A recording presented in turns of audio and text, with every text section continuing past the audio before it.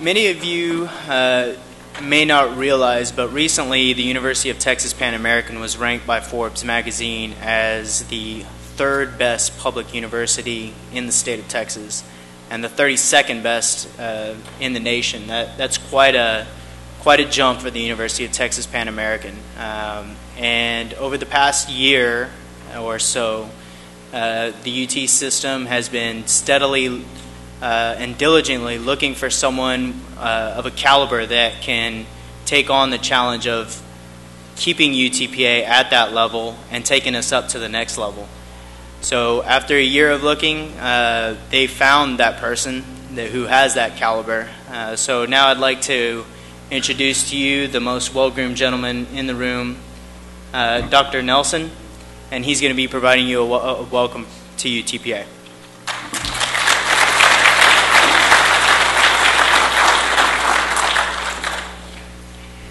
He's only kind to me because of the haircut. It's a nice look. Okay. Good morning.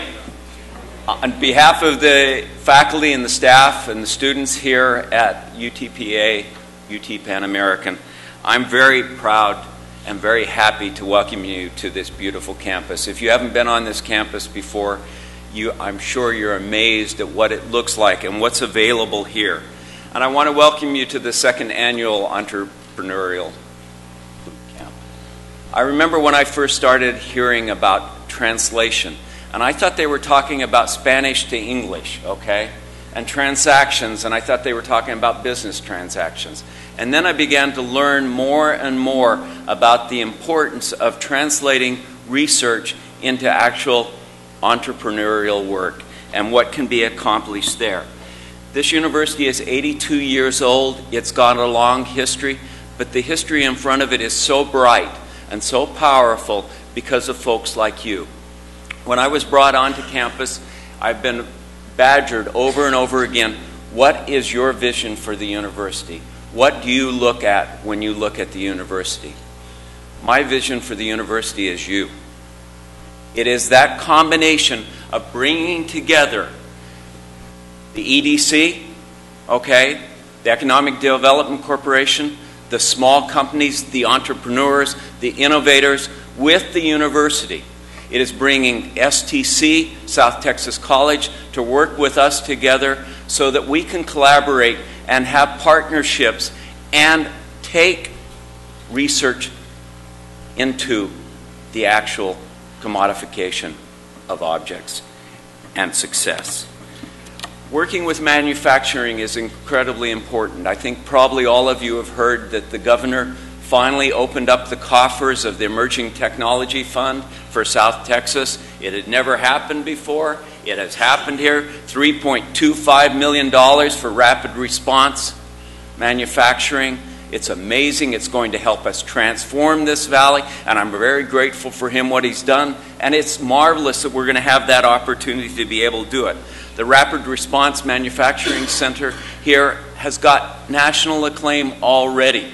People are writing about it throughout the nation because we're on the cutting edge.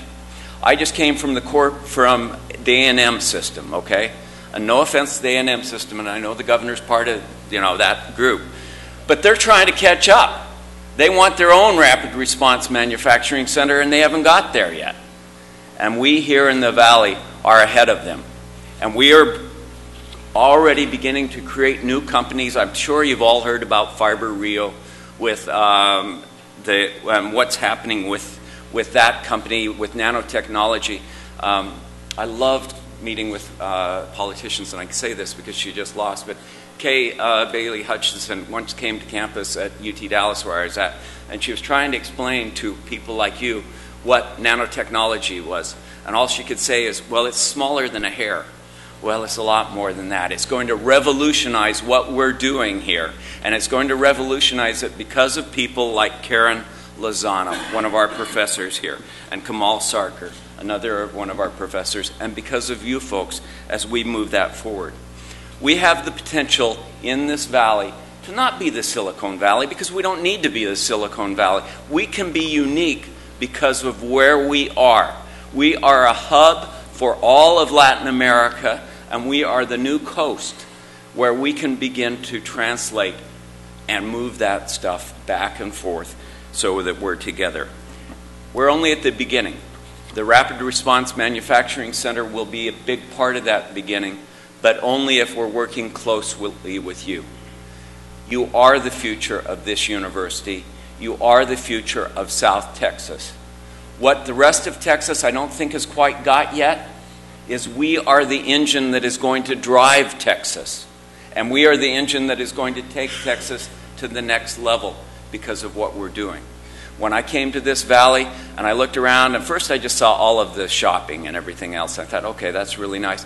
And then because of Keith and because of Wanda and because of Miguel and everybody else, I got to see the industry that's below that and how that it is creating a backbone that will be sustainable here, that will set the pattern for everyone. Because you can't live forever off of cheap labor, and you can't live forever off of just selling retail goods.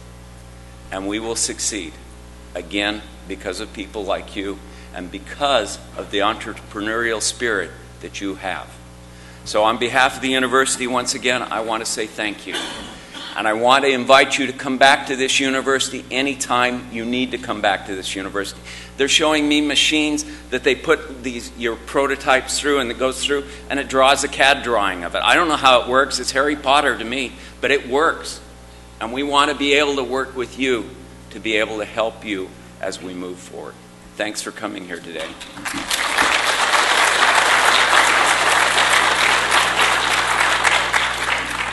Thank you, Dr. Nelson. So Dr. Nelson brought up an interesting subject, which is Fibrio Technology Corporation. Fibrio Technology Corporation is a company that was spun out of a technology that was developed here at the University of Texas Pan American. There are other technologies that are available here at the university for licensing. And licensing is also an interesting subject, especially when it involves a technology-based startup. Having been on one side of that, I know that one of the best things you can do as an entrepreneur is have a strong foundation in corporate law. You can get yourself into a lot of trouble pretty quickly if you don't know what you're doing or if you don't have competent counsel to give you a kick in the rear in the right direction. One gentleman who helped with the incorporation of Fibrio Technology Corporation and certainly provided Jackie with a lot of good advice is the next gentleman up, Walter Bissix.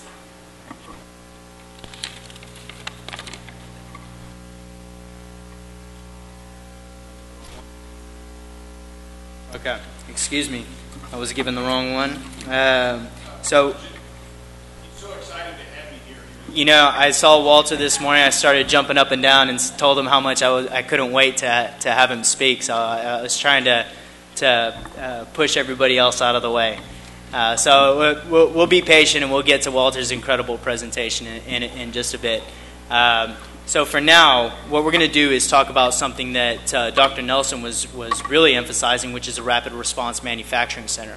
The state of Texas has put substantial investment in this region through the Rapid Response Manufacturing Center. And this center has resources available to people in this community to provide rapid design and help you with manufacturing in different aspects. And nobody understands rapid response manufacturing better than the next gentleman up. And he's going to speak to you on how you can use rapid response manufacturing in your tech-based startup and kind of explain some of the methodologies behind it. So without further ado, Dr. Jack Lloyd, the Director of the Rapid Response Manufacturing Center.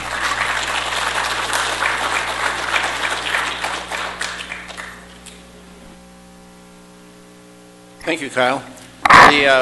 Your program says that Dr. Miguel Gonzalez is going to be giving this presentation. He had an emergency, and so I'm giving the presentation. So I'm very pleased to be here and have been very inspired by Kimberly's talk. And now the stage has been set by President Nelson to take a look at what is the Rapid Response Manufacturing Center. What do we do? What are we trying to accomplish? And that's not at all important, because what is important is how can you use us to your advantage with your companies, with your new products, with your entrepreneurial ideas and activities. That's what this is all about. We are here for you. That's the message. That's the first message. That's the big message that's up front. So the question is, what do we do? All right. So the entrepreneurs are here. How many of you consider yourselves entrepreneurs? Ooh, that's good. That's good. How many of you are associated with companies here in the Valley area, Rio South Texas region? Okay. We are here for you. We deal with a lot of different concepts and ideas. Kimberly talked about them. When we first were getting started, Keith founded the book on fast innovation, and he got very, very excited about it. And we stood there and we looked and said, okay, Keith, what are you excited about? And so he went and bought 20 copies of the book, 25 copies of the book. And so we all got them. Yes, we're customers. And, but it has turned out to be pretty much a template for how we live and think. Not necessarily how we do all the time, but we live and we think it, and we are trying to implement it not for us, but for you again. And that's the key piece in here. So what I want to talk about in the time that I have here is really to discuss how this applies and may apply to your lives in the manufacturing industry, and producing and designing and creating products for customer use. And we really are focusing on technology entrepreneurship, if you will, in what we're talking about. So we'll take a look at the manufacturing life cycle in designing and producing your technology, factors for speed and effectiveness in the design and production of your technology, strategies for speed and effectiveness in design production, UTPA, Rapid Response Manufacturing Center, and we're going to talk about how it is a resource for you. And then we'll have a few final things to say. I think you're all familiar with the manufacturing cycle. Some call it manufacturing cycle, some even go so far as to say it's the advanced manufacturing cycle. But what we deal with is I'm going to put my glasses on so I can see this slide. Really does help a great deal. Beginning with the innovation and idea. Does this have a pointer? Yeah. Beginning with the innovation and idea generation. That is what we've really been talking about. And the implementation is the last part of what Kimberly talked on. And the implementation then begins with applied research, development, and some demonstration. Most of the entrepreneurs that come in and talk with us in the center come in with an idea, and they want to know, can you help us? And we always say, well, we'll tell you what we say here in a couple of slides. But we work with the people, and we may have to do some applied research. We may have to build some demonstration of what their technology is. We have several, actually, that we're working with right now. And we will demonstrate different concepts, different ideas in terms of successful products. Once you have that idea, you have to design some sort of a production system. You have to be able to produce it. And you can do a wide variety of production system designs. Some are really clumsy, some are pretty streamlined, and some are really fast, and others are totally disruptive in the fact that they make you think about something different and say, I never even thought about doing it that way. And that's an important piece of gaining a competitive edge. And so we look at the system design, and then we do the production implementation. The production implementation requires us to take a look and see what it is that we're doing and how are we doing it and where are the flaws, what are the things that we can work and improve on. And then we figure out, well, we've got a whole bunch of products sitting out on the dock. We've got to deliver them. off to customers, so we have to have the marketing, we've got to have the product delivery process functioning properly to satisfy the customer. And hopefully the customer consumes these products. Some of them last forever, and some of them don't last forever.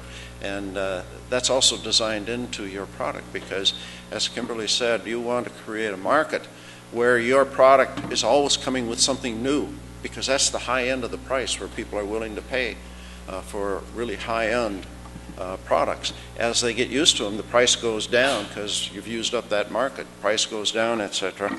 And the consumption patterns become a very important piece of what we're doing in the manufacturing. And finally, products are ready to retire.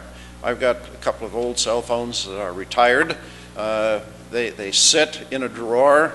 Someday I'm going to go get rid of them properly. But that you retire the product, and that requires you have to look for new products. And we start the manufacturing cycle all over.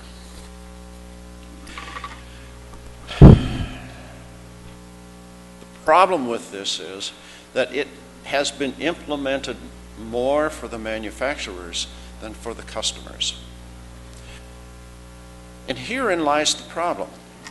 A few years ago, we were always hearing about offshoring and outsourcing and doing all kinds of things, moving everything to other countries, moving to India, moving to China, moving, well, I was in Michigan at the time, moving to Mexico. That was a disaster if we moved something to Mexico. And so we took a look at all of this, and we said there's more to it than just this manufacturing cycle. And if you take a look at this and think about it, it, in my mind, makes sense. We base our current manufacturing operations on the classic manufacturing cycle. And these are the items that we just talked about. But as was mentioned, and I'll get around here so I can see a little bit better, the customer drive for customized products, services, and speed becomes an important issue. We tried to do the federal legislation of the 6-day car or whatever the heck it was. I remember my dad ordering a car. We'd walk into a dealership, there'd be 6 cars sitting there that we could look at. They represented the various models and so forth. And then we would sit down and we would go through and we would say, do you want this? Do you want that? And you would say, yes, I want this model, I want this capability, I want this color, I want this interior. And they would say, okay, sign the order. We'll have it for you in somewhere between 4 and 8 weeks. So you sit there waiting for this wonderful new car that you've ordered, and you wait and you wait and you wait. Now, it's customized to you, but at that point, rapid becomes very important because you want that new car that you just ordered. You're driving a clunker. You're convinced of it. That's why you went to buy a new car. So all of a sudden, this rapid concept must be implemented to really satisfy the customer. And so we take a look. Oh, I keep pushing the wrong button. The speed and a variety of products that we possibly can make, and we try to drive the manufacturing cycle into a new level. Green, as Kimberly said, it's here. It's not going to go away anymore. Green is forever. But yet a lot of products really have not been designed and produced for that concept, the concept of green. We look at battery technologies. Green is a little bit difficult in some of them. I took a little quart-sized baggie into Best Buy about 4 days ago and said, here, I've got these old batteries. I don't want to throw them in the landfill. Do you take them? And they said, not those. I said, well, I tell you what, you've got better disposal capability than I do. So I'm either going to throw them in the garbage and put them out in the environment, or I'm going to give them to you, and you can do with it what you wish. And so I gave them my bag. All they wanted were rechargeable batteries, not my Ever-Readies and that type of thing. So we haven't completed this concept of environmental responsibility yet to the satisfaction of a lot of customers. How many of you recycle here in the Valley? Good, half anyway. That recycling can be very important. We trust that those companies are going to be able to dispose of those products appropriately. Where I live, we were able to put all glass bottles into recycling, environmental responsibility. But then what we found out is that they didn't want brown bottles. So we could throw away brown bottles in the regular garbage. And then we found out they didn't want green bottles. And so we were able to throw away green bottles. And so now we're down to only clear. It's the only thing that they will take on in recycling. So we're losing customer drive for satisfaction even as we're working on implementing that. So the manufacturers have to help us out. And it's become an important part of the life in manufacturing to really do that. Rapid response, that's important. We were talking about patents. Patents take a long time. They keep an idea off the market for a long time. So it's a real balancing process. But rapid response, we have to really figure out how to do rapid response, because we can produce a product that some customers want. We can produce a product that some customers are willing to pay, and they'll accept what we have available. Not very satisfactory. If you want a customer to buy what they want at a price they're willing to pay and having all of the features, etc., you've got to be more responsive. So you've got to have a rapid response. What does that really entail for the manufacturing industry? That means there are various components of it. You have to keep price down. You have to be rapid. You have to produce what the customer wants, so you have to feel the pulse of the customer. And you've got to coordinate everything around that whole manufacturing process. And so we take a look. Information technology and communication. That's a very, very big place where there is breakdown. You can say what you think you say, they hear what they think you said, and there's a big disconnect. We have to develop new strategies for communication. We talk about Twitter, we talk about Facebook, we talk about websites, we talk about telephone of all things. We do still talk on the telephone, even though it isn't really attached to wires maybe it is. I have a wire phone that's attached to a thing in the wall. It's digital now instead of analog. I have 2 cell phones, so I'm juggling, but communication is a big issue. Now you can imagine if I'm going to produce a whole new product, and I have the logistics of trying to get all of the supplies delivered exactly when I want them. I want them at prices that I'm willing to pay. And I have to have some variety. Well, you put the concept of speed on top of what they normally do, and you begin to break down on the communications lines. We can't do that. We don't know about what you're doing. We don't know about everything. So communication, information technology, done it on very secure computing. Does anybody here have a secure computing network? Good. You realize you really don't, because hackers can get into anything. And if they want to steal products, and they want to steal ideas, and they want to steal something, it's very easy to do. My son-in-law is a computer guru, not geek, whatever you want to call him. And he played a game with another guy for 2 years. They would set up secure systems. And then when they get their secure system, they would challenge the other one to break in to the secure system. It is so easy. He showed me things. I'm not a computer geek.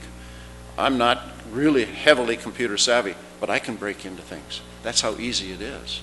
So this information technology, as we're going along and really building products, we're getting things delivered, and it's coordinated and so forth, becomes a very important piece of what we have to do. It can't be the old way of doing that business. It's got to be the new way.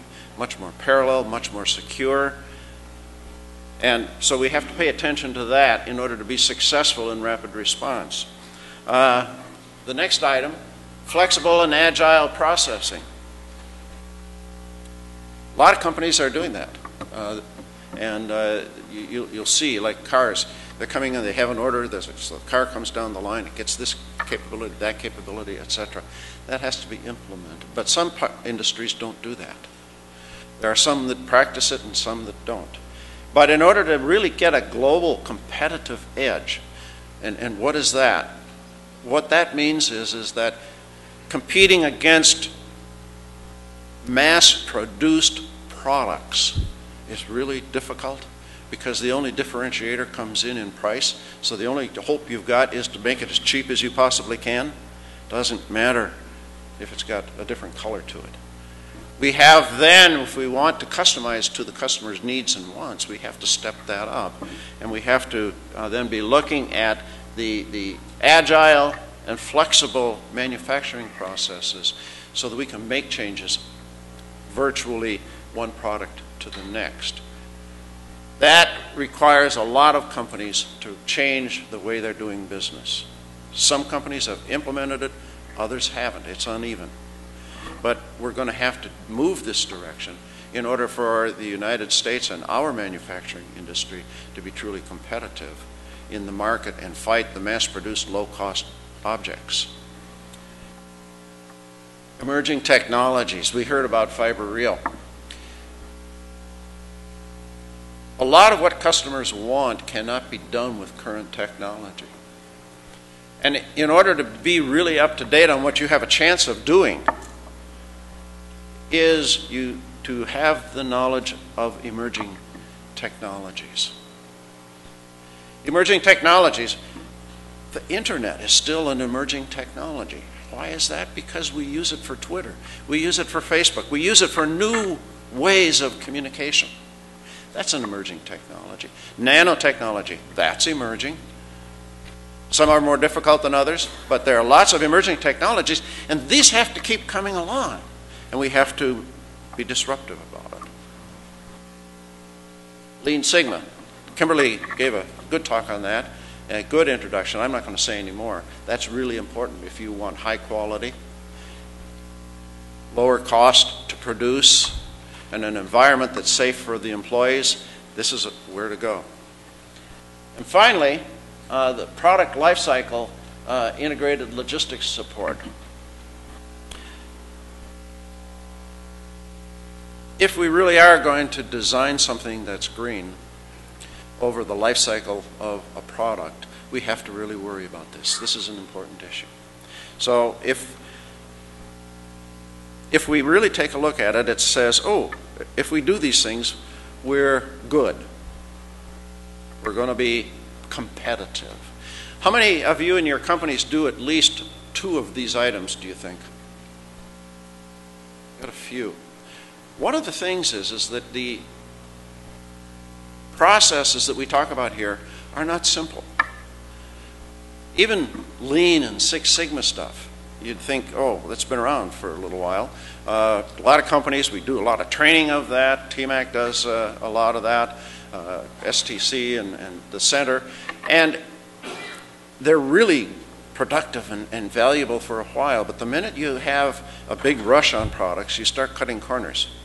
And the minute you start cutting corners, you lose your edge, right? A knife with a corner cut on that leading edge is really dull. And so you've got to really stay on top of all of this. You cannot implement just one of these and be the maximum in terms of success. As we learn more and more about rapid response manufacturing, we are finding that you cannot implement just one of these things and sustain. What you have to do is take a look at integrating the key aspects of each of these processes in the green ovals. And if you can integrate them properly, you can then be successful, and you can actually beat out mass-produced products that come from any place in the world. Then they begin to wonder, how will we actually make these mass customized, customer customized products? And so this is what we're about, is to introduce this new level of manufacturing to the existing manufacturing cycle and take a whole new picture by integrating all of this together. Now let's take a look at, I hope, what is factors of speed and effectiveness in producing your technology. We talked about intellectual protection for your concepts and your ideas. We do tell people, when you walk in as an entrepreneur and you say, I've got this idea for a new product, one of the first things we do is we ask, has your idea been protected somehow? And sometimes people say yes, sometimes people say no. We say, please get some level of protection for your product. Now, part of it is because you need to protect your idea from others trying to steal it. But you've got to also realize that we're protecting ourselves by doing this, because if sometimes somebody does steal your idea, who knew about it first? We did. And so who's the logical place to go to place blame? I don't have deep pockets at all, so I would be the wrong person to come at, but the university could. So we protect ourselves, we protect our customers by talking about the concept of protection. We do even give some services of preliminary patent searches for customers so that they get some idea of what's going on. Money is a key factor. Universities are always being accused of doing everything for free. Universities don't operate for free. We get budget cuts, we get budget additions. Money is important for any program and product. Money gives us resources. If we have inadequate resources, we lose speed because it takes a lot longer to get from here to there. If we have low speed, not rapid response, we lose customers. We've had that happen. As we were figuring out how to function ourselves, we've lost customers because we haven't been able to move so fast. But when we do move fast, we absolutely startle customers, and we'll get something that comes back and they'll say, oh, I didn't know you were going to act that fast. That's really great. Now all of a sudden, the rapid response just in the communication issue creates a strong potential to get a new customer. So, ineffective business. Now, know-how is of the essence. You have to have a business know-how. You have to know something about the technologies, and you have to know something about manufacturing. Most people know one, maybe two, but a knowledge of all three is something that's one of the reasons we exist, because we can help you understand all three. And in order to be a successful entrepreneur and to really commercialize, you really have to understand the business aspects of what you're doing, the technology aspects of what you're doing, and how things are manufactured and made. All three are important, and we're there to help. Strategies for speed and effectiveness. Business plans, we have opportunities. I thought I saw Maria for small business someplace around here. Program, we do business plan to assure the accuracy of the resources that are needed to be successful. To understand the market that you're facing. Sometimes we think we know what the market is, but because of the breadth of where the market is these days, it's a whole new ballgame. It's not just in Texas. It's not just in the United States. It's not just in North America. And so being aware of what that market is can be very important. Be aware of the technologies, as we said. Emerging technologies, very, very important. Upfront brainstorming. Well, we sometimes sit with our entrepreneurs and even the companies too, and we do a form of brainstorming. That has a connotation to it, but think of it in a bigger context. If you just start throwing ideas, oh, how about this? What about that? Etc. It can be used in any level of company. So we work with that. Now here is learning curve. And learning curve, production curve, whatever you want to call it, what we really deal with is the number of units produced and related to the cost per unit. When you think customized, you think of small numbers being produced. That says you're going backwards on this curve, and because we're customizing, we're making 10 instead of 100, we have a cost that sits up here as opposed to a cost that sits down there. And yet, if we're going to be successful in rapid response manufacturing, we have to come to grips with that. And we have to change the shape of this curve, and that's part of what we're figuring out how to do. Reducing the cost at lower numbers of units produced so that you don't need 17 million of these devices in order for you to be successful from a financial point of view. It's a very important concept and a very important aspect of what we do.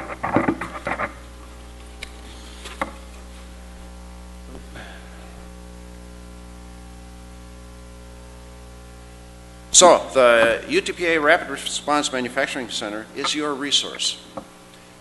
We're here. It's yours. Think of it as yours. You can walk in there and say, this is what I would like to do, and we'll say yes. Al Beck sitting up there is the field engineer. Al, up there, he's a point person. I'm a point person. You walk in and you'll catch one of us, and the question to you will be, how can we help you? We are part of your organization, and if you get to that point of view and you really view us as being part of what you can do and how you function, call us, etc., treat us as part of how you run your business, then we are going to be successful, and so will you. The UTPA Rapid Response Manufacturing Center's commitment is to deliver value to both industry and education. Custom education, think about it. There's training and there's education that needs to be going on, and sometimes the training process is appropriate, and what do? We'll send them over to Wanda and Carlos. When they need something more than the training concept, then they take it up into the level of the education. If we need custom education, we put on custom education. We say, what do you need? What do you want to know about? What do your engineers need? What do your business people need? We put this together. We customize it to you. It's not generic. It's customized to you in your firm and what your needs are. So education is an important thing that we do. What are our immediate goals? Well, we've actually got 4. We've got 2 of them up there now. Provide applied research. We talked about that. Applied research, development, and demonstration capabilities in the Rio South Texas region. RST, Rio South Texas. That's a brand that we have here now. Represent a resource of the technology to local manufacturers and entrepreneurs, and provide a link to the School of Engineering and Computer Science. We really function as an arm of the college. We function as an arm of the university. We function as an arm of the NAMRI program. And as such, we have a lot of contacts. We can help you many different ways, many different places. You just have to ask. Our answer is yes. Develop custom programs to provide education for tomorrow's engineering and business leaders. We mentioned that. And provide a program of innovation and entrepreneurship to grow new enterprises. Recently, we knew of a couple of businesses that were here in the valley, and they were looking for expansion. They were looking for reinventing, and it seemed like it was a pretty good match, and so we got these 2 companies together. We actually have one of the representatives here, and all of a sudden, after just literally a few hours, they got together and they started heading towards forming a joint venture. And they actually magnified, multiplied what they were doing by having a joint venture. New products, new customers, all because of the joint venture. So we do grow new enterprises. through innovation and through entrepreneurship. Well, do you see your company's logo on there for those of you in industry? These are some of the people, some of the companies that we work with. To give you an idea of the breadth, some of the projects that we're dealing with, well, as you can expect, some of it is, say, with GE. Mentioned the big, heavy guy that was pounding on things, etc. I turned to Al and I said, sounds like what we encountered over at GE, because a lot of what they do is refurbishing. And in order to get things apart so that they can refurbish, they by hand take hammers and they pound things. Now, can we do something about that? Can we make it less stressful on the human body? Ergonomics. So we took that on. It's one of the projects there. We've done a lot with some of the companies. We do rapid prototyping with some of the plastics companies. Alps. A lot of people have heard about the success stories of Alps. Alps has been valley-wide with the economic development, with the colleges, with the universities, has been a real success story. And we're extremely proud of what we've done. So, current services, rapid prototyping, product development. We provide rapid prototyping because it helps to visualize what it is you're thinking about. We had a customer come to us and said, well, I've got a new product. I want to sell it to Home Depot. I want them to sell it for me. I have to have something to show them. But to make one of these is just way too expensive. Can you help? Yes. So we rapid prototyped. We put it up on a CAD drawing, says, is this what you're thinking about? We went back and forth a little bit. And literally within 2 days, we had a prototype that they could take to Home Depot and say, here's what we are thinking about. This is what we want to commercialize. We want you to sell these for us. We want you to make money while you make us successful. But literally within a couple of days, they had this that they could take and show Home Depot and hopefully get a new customer. Testing and development projects, we do that type of thing. We do failure analysis, applied research. We work with the economic development corporations to support new manufacturers, existing manufacturers with problems, best practice identification, company-driven custom education. So, oh, there is something back here. Yeah, student intern employee identification. A lot of times the placement services at the universities have contact only with national headquarters. And national headquarters says, no, we don't need anybody down there. Where we need people is over here in this state. So what happens? Our graduates disappear. Whereas we're in touch with the companies, we know they come to us and say, we need somebody that with these kinds of capabilities, and they specify what it is. And so now we're starting to interface back in with the employment and with a placement and really create a database for new people, for new jobs. Lean Sigma Academy, we have that. We run through with TMAC and STC and so forth, and we have a lot of partners that work with that. We have senior design projects. We have entrepreneurship support, such as this. But we also have not only the boot camps, but we have the interface with them on a daily basis. We've got one customer, and he is very excited about what we're doing, to the point that our next meeting is going to be at his house. And he said, my mother's going to fix you lunch, and she's a great cook. And so we're really looking forward to a wonderful lunch while we go ahead and do something. That's customer satisfaction. They're excited about what we're doing, and we're doing things right. Long-term applied research activities, there are companies that are moving towards actually relocating here in the valley of their applied research and their business. There are about 5 of them that have started to do this now. And so we're part and parcel to providing the resources that they need. Okay, advanced rapid prototyping. There are a couple of things here, they take a little bit long, but these are just some of the available technologies that we do for rapid prototyping. So the bottom line is the UTPA Rapid Response Manufacturing Center is here. It's yours to take advantage of. We're here to help you, to help implement your ideas, think about things different. What we really want to do is provide disruptive ideas. If you really think about disruptive ideas, it's cool. Yeah, the greatest example, I think, was in your book, was Henry Ford, when he was asked, how do I get from here to there faster? And of course, that was back in 1900-ish, and the answer was everybody was driving horses, riding, whatever.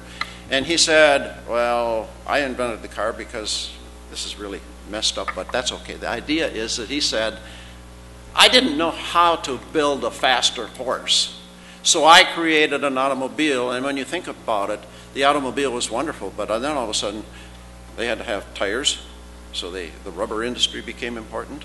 They had to have roads, so the transportation and road industry became important. They had to have gasoline, so gasoline became important. And because Henry Ford said, I don't know how to build a faster horse, but I can do this, he disrupted everything. Think of all the interstates that we've got now. Thank you, Henry Ford. So that's what we're trying to do. Help you in your design and maybe be as disruptive as we can to give you a better idea, a better chance of being successful. So thank you, and thank you for my rendition of what Miguel has presented.